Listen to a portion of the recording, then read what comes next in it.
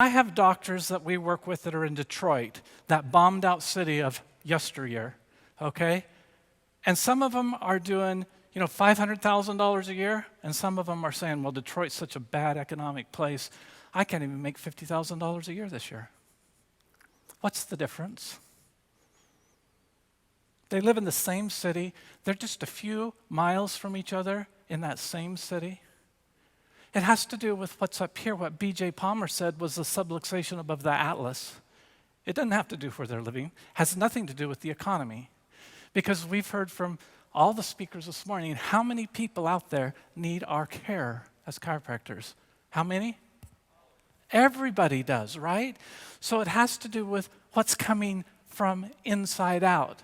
We're going to talk about managing money above, down, inside out today, instead of the mechanical way that we've been taught and trained in to always think about how much money can I hoard up so one day I can retire in this allopathic model of finances. It doesn't work.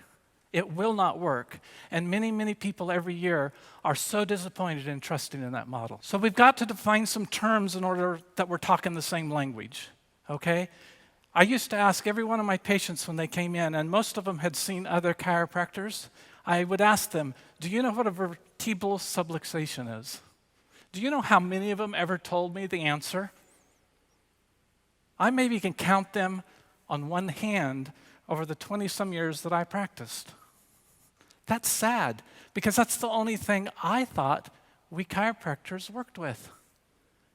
And so when we talk about any other field of knowledge, the science behind it, we've got to define the term. So how many have ever heard that cash flow is king? Raise your hand. That's a very allopathic statement, because cash flow is nothing more than making sure that the amount of cash or cash equivalents that move into your business also keep yourself busy. It's just a measure of what's happening here. And as you look at this little example here, it's kind of like, was it you, Dr. Bergman, that was talking about the homeostatic model?